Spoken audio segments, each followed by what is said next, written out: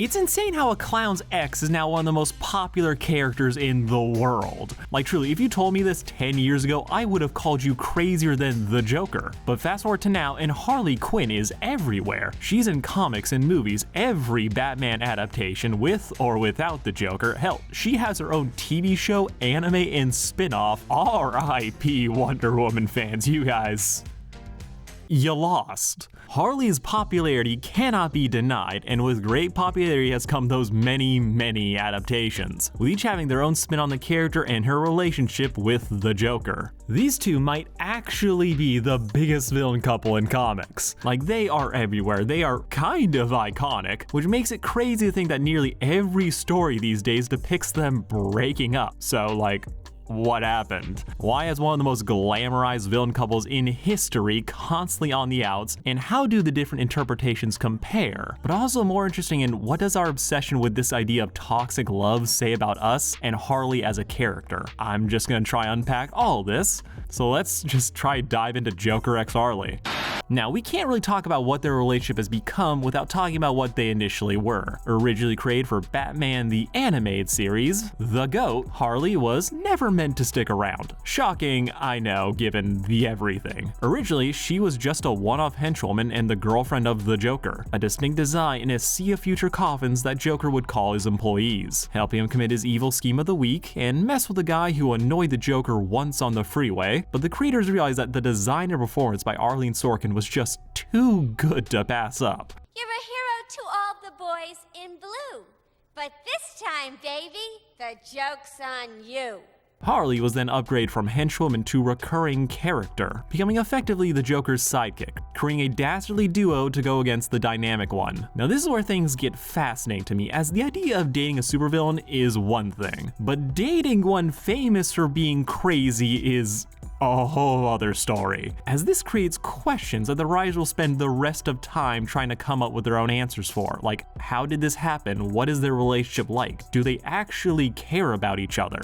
These are just the first couple to immediately come to mind, and it's easy to see why, as the answers can radically change how you perceive these two as people. If Joker genuinely loves Harley while being an utter menace to the rest of Gotham, then it creates a soft spot that can be explored later. If he's just using her, then it adds an even darker wrinkle to his persona, as we expect the Joker to be a villain. It's his brand, but it's how he treats those close to him that truly determine if we perceive him as a monster, especially when his antics are treated comedically and for the occasional scare like in the animated series. And it is so fun to see just how much of Harley and Joker's later characterization can be traced back to here. As yeah, even in the original series, they treat this like a true toxic relationship. While they're still being villains together most of the time with Harley backing up Joker's schemes, whenever the spotlight is given to Harley and we explore their relationship, the show is very quick to reveal just how dysfunctional and codependent they actually are. By just her 5th appearance, we see that the Joker is a narcissistic prima donna who defaults to blaming Harley for things that aren't fully in her control or his own mistakes,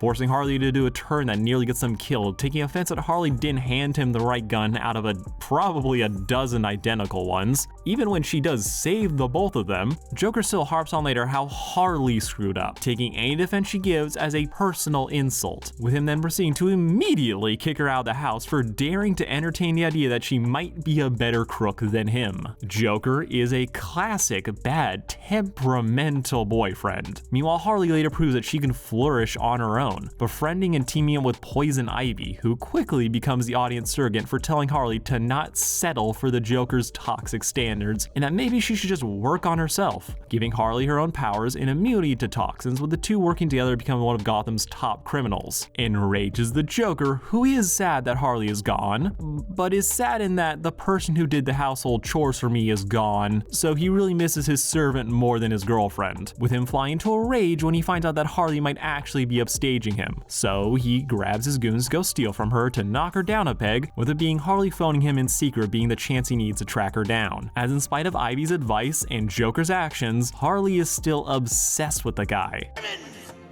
I think we can still work it out, don't you? This episode is what set a lot of modern trends when it comes to Harley, Joker, and Ivy. From the abusive boyfriend, Harley dealing with a breakup, and Ivy serving as Harley's supportive friend who will become so much more later down the road. However, that's in the future of today. Back then, the story defaulted to a different pattern of playing the Joker and Harley up as this toxic but still loving couple, despite all the evidence that she clearly should be running away from this man. From him planting bombs in Arkham that would have killed her if not for pure coincidence, her attempted murder attempt that would have succeeded if not for the prop gun. Yet in spite of that, they two always end up getting back together. Baby, you're the greatest. Now this is messed up for real life reasons, I shouldn't even have to say, though I will fully cop to the fact that I still find this incredibly entertaining to watch. Is the relationship good? Fuck no. But no relationship with a psychotic clown villain will ever truly be. Unless you're Bethany. Puñeta, eres un fucking cabrón. Hijo de la gran puta, mentiroso, no lo puedo creer. What Joker x Harley captures so well is that it's a weird combination of fun, sympathy, and comeuppance. It's fun because who doesn't love a villain couple doing crimes, having a blast while doing it? It is all just an infectious energy that is hard not to enjoy. However, we also recognize that Joker is a shitty boyfriend, so we're sympathetic to Harley and kinda hope she finds something better than him, only for us to shake our heads when she still takes him back. But while eye-roll worthy, it only further sets up the best part of the relationship, which is the comeuppance and the separation. When Harley finally gets sick of his shit, and we watch her stand up, get her revenge, and move on with her life. This is the moment that seems to break the cycle, only in many cases for them to immediately get back together, with the Joker actually respecting Harley for that one time she tried to kill him, and that only feeds into the villain couple vibes. And one that has the benefit of creating three distinct dynamics to the same relationship, with most adaptations picking whichever one most suits the story that they want to tell. Something like WB's Suicide Squad, which, This handsome hunka awful Joker aside, really leans into the fun angle in the theatrical cut, as a lot of scenes depicting the Joker being actually abusive got cut, making the finale where the Joker breaks in to rescue Harley feel like, oh, we're supposed to cheer for this reunion, as while they're murderers, at least they do it together, and oh look, they do love each other. Which is kind of where people start having issues with these two as a couple, and that's understandable. As on the whole, this movie does romanticize the fuck out of what was clearly still an abusive relationship. The Joker is asking Harley to give her life to prove her love for him, but yeah, he jumped in to save her. He offered her to some gangster buddy only to immediately kill him for disrespecting her. There's a back and forth argument you can make, but overall, the movie wants you to think that this is kind of a cool thing, that there's something sexy to it. But really, the Joker here is still a possessive sociopath, with the film indulging in every second of that. And it again ends in a reunion we're meant to cheer for, and that doesn't have to be a bad thing. You are delusional. I know, I never thought I'd see myself defending Suicide Squad for any of its creative choices, but here we are. As to me, most stories work on a case-by-case basis. Execution can make any bad idea work, so there's absolutely value in this kind of possessive and toxic love story. We may disagree with what's happening, but that doesn't mean we can't have a fun ride watching it. We may disagree with what's being portrayed, but that doesn't mean it isn't a fun ride. To see a version of Joker that truly cares and wants Harley in his life, where others, she's just a convenience. There's something romantic and hot about having a lover who will burn the world down just to get you back and kill anyone who so much as looks at you the wrong way. Also keep in mind, we've seen Batman stick his dick in crazy for the last 60 years, but very few people have ever batted their eyes at that. The issue with Harley and Joker comes in the real-life behavior that people are afraid will be mimicked. That and the fact that any media for a predominantly female audience is gonna get twice the hand wring for half the respect. Having a toxic relationship be toxic and fun doesn't have to be a deal breaker. The real question is that, are the writers doing it intentionally and recognizing the fire that they're playing with? As Harley may be in a bad situation, but she still can be an accessory to the Joker's crimes. Even horrific ones like torturing Robin to being the Joker's mini-me so that she and him can have a son. Harley can be a victim and a bad person, just like the Joker can be a monster and feel genuine love for her. With it being the blurry line between having fun with a fantasy and glorifying abuse that has people just antsy around the topic, as it is a very easy trap to fall into. Now more modern interpretations seem to avoid having these two together like the plague, as yeah, Post-Me Too, people aren't exactly jumping at the chance to have an evil Joker be together with Harley. If the show is more comedic in tone, then yeah, you can have fun with that. No one's gonna be taking it too seriously, because what's happening isn't too serious. But in the early 10s, two different trends began to take hold that started to make this pairing less and less viable. The first part being, the Joker has kind of become an edgelord. Why so serious? Now, you can partially blame the Dark Knight trilogy for this, though the trend started much earlier. But over the years, the Joker has steadily started to shy away from his usual comedic gimmick. Instead, he's become just an edgy agent of chaos, really leaning into that year one nihilism. Gone are the joy buzzers and the Joker fish. Instead, we get mass acts of violence meant to convey a point. For a while, we really started to de-clown the clown prince of crime, and instead we got an edgelord horror villain, with the writers, especially in the comics, treating him like some ultimate threat to the Batman. He wasn't just some guy who robbed banks, he wasn't just a member of Batman's greater cast, he was the guy. He was the big bad. Whenever he showed up, there had to be a body count, and the Batman had to go through serious emotional damage. Joker straight up paid a guy to carve off his face and leave it on a wall. This was a dark, edgy time, and I loved it. This level of malice and borderline overemphasis on making Joker the biggest of big bads meant that we couldn't really indulge in the same shenanigans that we used to. It meant that it was way harder to show him and Harley as a couple, especially as a functional one. This man was only being saved for big events, so we had very few chances to see him and Harley together. Couple that with the other thing, and suddenly we are seeing way less of this relationship, with that other thing being Harley's growing status as an anti-hero. I can't believe this thing had a bullet. This brings us back to the sympathetic betrayal of Harley and the toxic nature of her relationship to the Joker, with the story that's really solidified this part of her character and leaving the door open for her to be potentially redeemed being Mad Love and Harley's Holiday. The Holiday shows that Harley does have a chance at a normal life outside of the Joker. She gets released from Arkham and is adjusting to society, only for events to spiral out of her control, but it's clear that she's not trying to be a bad guy again. I had a bad day too, once. Nice guys like you shouldn't have bad days. Meanwhile, Mad Love is the origin story for Harley, where we find out that she used to be a psychiatrist who was tricked by the Joker, convincing her that he had some sad, tragic backstory, with this giving Harley a savior complex that she, and only she, can really help him, that it was the world against Joker, and that'll lead her to help him escape, while also dragging her into his life of crime. This is a story that changed everything for Harley, and a thing that's important to remember for here is that Harley still chose the Joker. In a lot of stories, we see that she willingly helps him and is willing to jump into a vat of acid for him. While this is a terrible decision, it still gives Harley her own agency in this story. She still chose to be with the Joker, but at the same time we see how she was misled into it. This creates a version of Harley that, while not a great person, can still be tragic and sympathetic, even when she's not going full hero mode. Now, Mad Love pretty much set the mold for Harley's origin. There are some variations, some differences. How unstable she was pre-Joker varies pretty much in every adaptation. But one of the great things about this origin is that it solidifies how Harley wasn't always this villain. She may have fallen, but she can still choose to be better outside of Mr. J. So naturally, whenever she has stories without him, her actions never reach that same level of infamy. She's still a villain, but she doesn't have to be like him. This was true in her first solo run, and it was only heightened by Harley joining the Gotham Sirens, a team up of her, Ivy, and Catwoman, with most of the story is dealing with the nominal villains fighting other villains. Not to mention that one time Harley tried to break into Arkham to kill the Joker for all that he's done. This trend, this separation, it makes Harley prime for a redemption arc.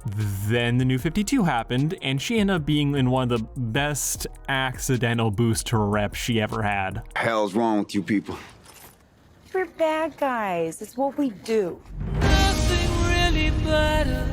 The Suicide Squad is a group of villains being used by the government for their dirty work. This puts Harley on the side of good, aka American imperialism. But given how Amanda Waller tends to be vilified as the worst person in the team, the actual members of the squad end up looking more humane by proxy. Not to mention DC tried so hard, then succeed at making the squad their own version of Guardians of the Galaxy. All of this had the effect of exposing general audiences to a much less villainous version of Harley. All of these team-ups play into her pre-existing characterization of being heavily devoted to those around her, only this time it's being given to people who are often equally lost souls and more worthy of her affection than Joker ever was. She's still murdering people by the dozen, but it's for better reasons.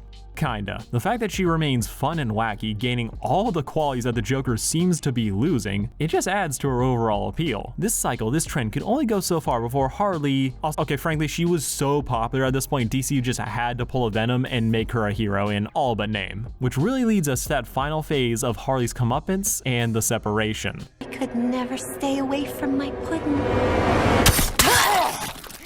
You were always so unoriginal. The Harley Quinn show is a modern miracle. I like to think of it as the animated equivalent of a crocodile, as this fucker has managed to survive multiple extinction-level events, yet still is thriving. It's jumped through 3 different streaming services and has been popular enough to have its own spin-off. The show has a lot of my favorite new interpretations of old DC characters, from how it handles Joker, Harley, and Ivy, to the lovable cast of characters the show would just completely waste after season 2, but that's its own rant. What makes this show so strong to me and relates to this video, besides the stellar comedy, is Harley's journey to define herself outside of the Joker, to build a new community of friends, learning that trying to show up her ex is still making her ex the center of her life, with her eventually learning to move on, to not forgive and forget, but to preserve her own peace. And it's such a good journey. We even get to a point where Harley is able to tolerate being around the Joker, who becomes a weirdly great boyfriend and stepdad. Look, I never thought the Joker dating an overworked single mother would work, but oh my god, it's so great here. Harley here has a full journey of breaking free from the Joker and finding herself. It takes the toxic codependent abuse story that they were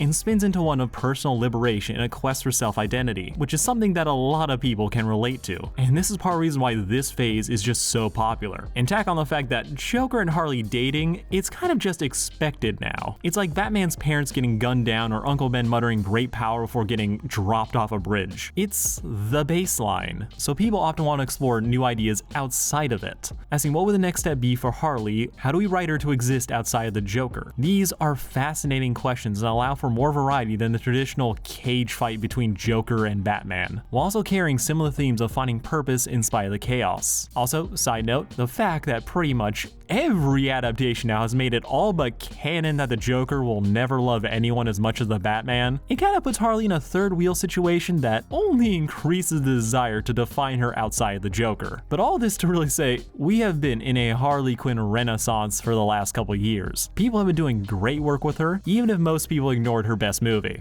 Sit your skinny ass down, you dumb slut. Okay. People love the aesthetic of Joker x Harley more than the actual couple, but Harley herself can be fascinating when she's written right, leaving those who only knew her as the Joker's girlfriend pleasantly surprised. But if you want the real reason for why this couple is so, everywhere, why it is so beloved, I think the truth is that as a relationship, there's such a wide variety of settings and stories they can be used in. It can be whatever the writer wants, and that is arguably its greatest strength. There is a version of this couple for everyone. Fun and evil, sad but sympathetic, revenge story, and emancipation. Though this does hit the classic comic problem of interpretations differing. We can have something great, only for us to get something that feels like a regression as it's a mediocre musical. But that's a cost of great popularity and incredible versatility. But to also answer a question some of you may be asking, why Harley? Why is she so goddamn popular? Well, that boils down to a couple factors. Part of it is just the benefit of being a Batman character who remains just everywhere, so people are always just going to be familiar with her. Another area that has helped is that she has gained all the fun and wacky that the Joker has lost, which may not be everyone's cup of tea, but if Deadpool is proof of anything, it's that people really enjoy this. However, I think one of the unspoken keys to her popularity that isn't talked about enough is that her origin story and her relationship with the Joker is just an insanely good hook. It creates questions people want answered, breeds interest, and doing so while keeping it so simple that anyone can understand. A girl fell in love with a villain. People can do anything with that. And honestly, there were probably tons of characters who were better written and more interesting before Harley came out that received a third of the love. But I think part of the difference of why Harley blew up while they didn't is that a lot of them lacked a great hook, or simply their placement in the mythos made them annoyingly difficult to straight up adapt. Case in point being Tim Drake, the third Robin, the one whose character has been cannibalized by all of his siblings. Tim doesn't have the benefit of being the first with the great origin story, nor does he have Jason's great hook of being the Robin that died and came back, and he doesn't have the honor of being Batman's biological son and all the familial drama that comes with it. Tim is a great character, but he lacks the obvious hooks or origin to establish him to casual audiences. Harley, in contrast, does. Tack on the fact that Harley's moral flexibility means she can be in pretty much any super story or on any team, makes her an incredibly versatile character that's gonna pop up in a lot of places. Just like her relationship with the Joker. Joker x Harley Quinn. Say what you want about it, but the two are a crazy good writing prompt.